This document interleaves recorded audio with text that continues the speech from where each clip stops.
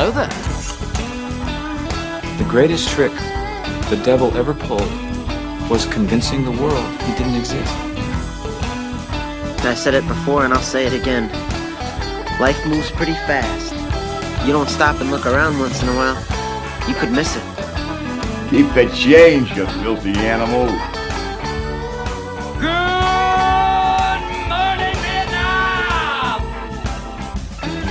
Been doing this show a little while, and it's funny how people come and go, but I'm very happy when some show up. And he's Senator Rod Kupec. I was actually talking to a friend of mine in the garage having a cigar this weekend, and mentioned you coming on, and we're discussing why.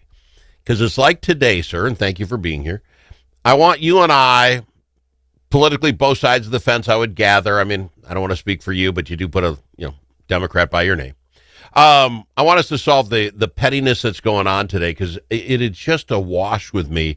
The guy that I was in the garage with, Democrat, lifetime, we get along. And I think you and I would get along and have, do you smoke cigars, sir? Have I ever asked you that? I do not. You want to start with me? I'll come up. I'll bring some cigars. We'll sit down. It'll be fun. That's okay. What I understand. I mean, Senator Hoffman, Senator Seeberger. I know they have tried to. I have smoked with Hoffman. Hoffman is a fun guy to smoke with. First, he got 101 jokes to go along. He's a tremendously fun guy to smoke a cigar with. I think you would be too. I'll help you get started. All that being said, here's my story today, and we've been saying this all week on this show, the last week. We do not appreciate the president using that word. Now, he's used a lot of stupid words before this one, but this one particularly, you're shaking your head. You won't find me sticking up for it. We don't use that word in my home. So I'm not pro it. But I don't know. He does that stuff. It is who he is. And you know what? We were talking about in the garage. It's going to probably get worse. And what I mean by that is they talk about his poll numbers going down. He doesn't care. He can't run anymore. He's done. So it's only going to get worse. So get yourself ready, people. But what I don't get, your side, the Senate DFL, sent a letter to the Senate GOP saying that each one you have to publicly repudiate Donald Trump for this and that. And so then the Republicans come back into Coleman, and I got her coming up, Senator Coleman, later today. Oh, yeah, as soon as you stop calling us Nazis and fascists. And I'm reading these stories, Rob, Senator, ripping my own eyes out, saying of all the crap going on, we have full-grown adult people, senators in the state, the president, the governor, and we're whining like sixth graders. He called me a name first, teacher. No, you know what? And it's like, can we stop this somehow? Senator, you and I, right here on the show, how do we get to a point normal people will stop this? Yeah, that's a good question. So here's my take on it, and I think if you go and I think it starts. That's a very Republican answer. It starts with personal responsibility. We tout that. I agree with you. Yes, so that's our gig. I think if you were to, look back through, my social media posts and through things I've said, I don't ever recall calling out anybody on the other side and calling them any sort of name. Anyway, and I'm sure not. It just doesn't. I'd much rather deal with facts. So I think as voters, it becomes your responsibility to, even if it's your own person, to say, no, let's not play that game. Let's not do that. I still like you, but maybe you need to change that. And if you hear more, I think, from people who are on your own side, you do that. And then when you go to the voting booth, vote for people who like, you know what? Maybe I don't totally agree with that guy, but they were. Yeah, they act like adults. They're trying to elevate politics back up to some other higher level. See, and I think you're absolutely on something, my friend. And that is that there must not be enough negative repercussions for the use of that. Again, Donald Trump, he's not running again. It's only going to get worse. People, get yourself ready. But everyone else who wants to keep running, this governor wants to run again. There must be some, I say kickback, that's probably the wrong word these days, but something they get by using those terms that reinforces using them. This is not, just so folks know, I've been around a while, this is not the first time people have been calling people names in politics. It's like the third rail or whatever they got. You can just do it. So what do they get from it, sir? there's got to be a positive reinforcement. Right. Yeah, I think so. Within their own base, I think there are people that are like, you got to go out and you got to fight for us, and that's somehow showing them how they fight for them. And I will say, I did sign on to that letter that went over. Yep. And I think the reason I did was, in my mind, this, when you started, if you're going to call individuals, you can call people whatever you want, but who are in politics. But when you took a whole community that is in within Minnesota that are our constituents, people that live, that I think crossed the line, and that's why I signed on. And it doesn't hurt to ask. My point is, it's never going to happen. You asked and the Republican come back and said, "No, you guys call us this." So my point is not going anywhere. Right. We can fix. And I don't, and every time, and I always think, people like, I will say, probably people on the left, are really sometimes a little loose with the word Nazi.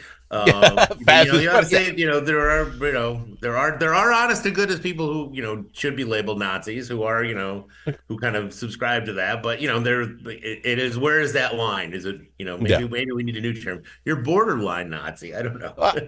Come up with a new term, not the group that killed 20 million people. I mean, I might have, I don't. Might have Nazi tendencies, but I'm telling you, I'm not even close to 20 million people. I haven't killed anybody yet. So we got to have something between there. And this is why, so that distraction, it's the big thing to talk about today, and we will.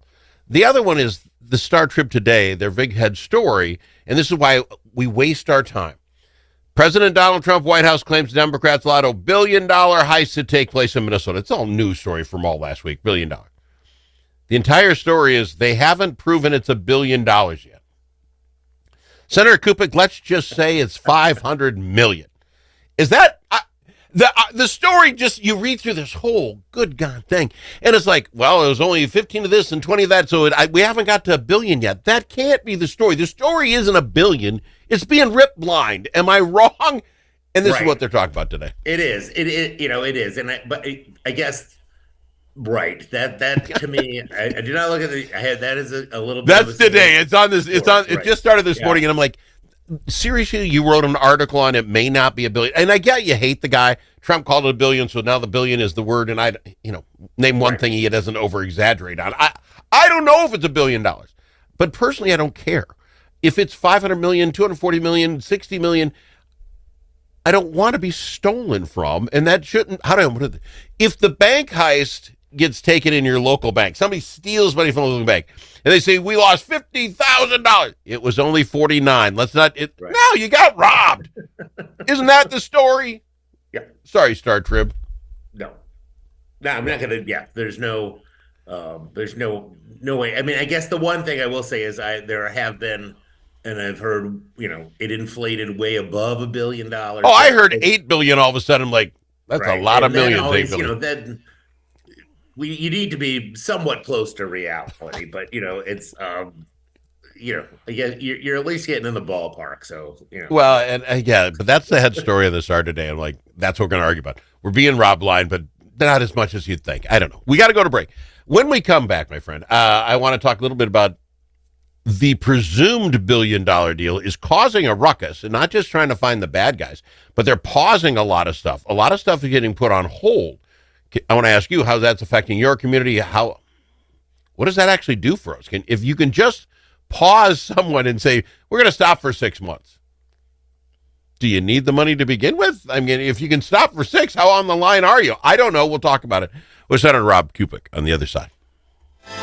This season, bring the whole family to see Irving Berlin's White Christmas. This smash hit musical based on the classic film returns by popular demand to delight you at Chanhassen dinner theaters. With loads of laughter and a stunning showcase of Irving Berlin songs, White Christmas is a celebration of the romance, friendship, and magic of the holidays. Make your plans today to see White Christmas. Visit chanhassendt.com. If it's your turn to host a game, Grandpa's Barbecue suggests you try something different. Put out the perfect barbecue flavor of Grandpa's Barbecue. Add it to your ribs, dip the meatballs, or drench your wings in the original flavor of Grandpa's Barbecue. It isn't too hot or spicy, fruity or smoky or whatever. Grandpa's Barbecue. Available in select stores and online at grandpasbarbecueshop.com. If you could save a life, would it be worth 60 minutes of your time? SAVE, Suicide Awareness Voices of Education, wants you to know that you can save a life. The One Step Ahead online suicide prevention training teaches you the 4 easy steps to talking to a friend, coworker, or family member about suicide and how you can give them the help they need. Best of all, the training is free. To sign up and take the training, go to save.org/one-step-ahead. That's save.org/one-step-ahead.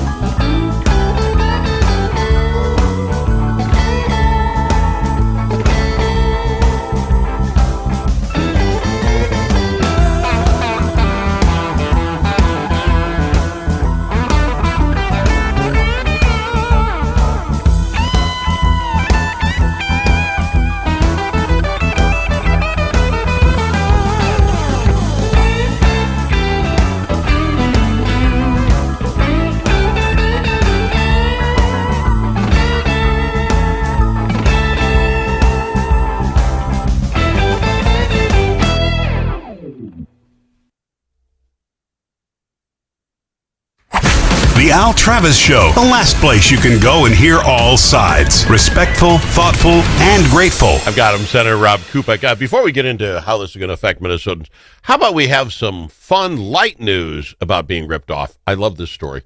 Start trip today, sir. St. Paul is trying to recoup $900,000. That's almost $1 million. Not quite, but from a damages it got from a contractor who allegedly blew deadlines, canceled meetings, and has yet to deliver lessons to teach elementary school teachers that they're supposed to. Guess what the lessons were on? Financial literacy. Oh my! You can't. It's kind of like a friend of mine. He said, "Man, what was it? It was a book he ordered online on how to not get scammed online. Hasn't shown up for 3 months. Right. You know, it's just you can't write it any better. It's like $1 million financial literacy. This is wonderful." And the company never delivered. Come on, that's comedy. It is. That's good stuff, right? So now, on the other side of getting ripped off, which isn't anywhere near as fun. So the federal government now is all over Minnesota, right? This is white on rice. They're coming in. They looked at I think you talked about it with me. You know, $300 million or $30 million are going to take away in funds for roads because of the CDL thing. They think that we're giving away CDLs. They're looking at stopping, I think it was 40-some programs currently in Minnesota, putting the pause on it, the kibosh on it for up to 6 months. Rob, Senator, how can we do that? If these folks are on the edge, that's why we're sending, money their way. Can you stop it for 6 months? No, you can't. Oh, So so then, when some of these first pauses came out, I had a couple of groups reach out to me, Mhm. who were like, can we talk to you? And they went, here's what we've been doing, and we've followed the rules, and Mhm. we have our regular inspections come in, Mhm. and what we have done is we've hired staff Yeah, that, because we expect this money to be coming from the state, we've hired staff to implement these programs. And yeah. most nonprofits are not exactly, they Got are big bank accounts. Yeah, they're nonprofits. So that yeah, you have zero, things zero out at the end. There's not yeah, some, we have a backup money fund. They don't yeah. have that. And so and sometimes you can't, like, well, I'll borrow from this program to move it over here temporarily. That's against the rules. You can't do things Okay. like that. So yeah, they have reached out to me, and they're like, we don't know, we don't know how we may have to lay these people off. We don't know how we continue this. And then if you lay those people off, those people maybe have established relationships with clients, Hmm. that they've come to rely on, and then they're gone. They probably, well, they're going to go get a new job, and then if the money comes back, you have to restart I the program, cost things. So no, it is. Um, as much as it ruins that for the nonprofits and I won't say regular, but there's the regular folks that work there. I understand that everything you talked about, but we're talking like disability services providers, that sort of thing. What about the people with disabilities? What happens to them is Yeah. my point. Right. You're not giving them the service. Right. They're not So getting the right. They're not getting the service because this outfit that's been working with them and helping them in a lot of cases, being able to bring them back into society, and all these wonderful things. Yeah, they're not getting the services because these people that are using the state money, there's no way they can continue those services without that. is the opportunity, and I don't know with Medicare, and everything's got a million rules. You said sometimes you can't rip from one pot to the other. We have, I want to say $6-7 billion in the rainy day fund. A rainy day fund is like plush in Minnesota right now. We did it after the surplus, right? Is that something that you guys, the senators, can say, hey, to the heads, if you need this to make this disability services program work for those 6 months till we figure out what's going, are you able to do that? Or if you do that and some of this is actually fraudulent, you're just piddling good money after bad? Right. You would. And I think what would make more sense, instead of this like broad pause on everything, right? Yeah.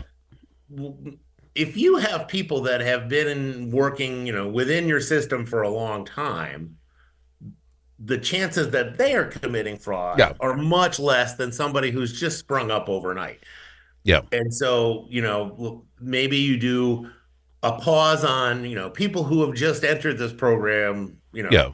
who are now looking for state money early on, and people who have been with us over X number of years.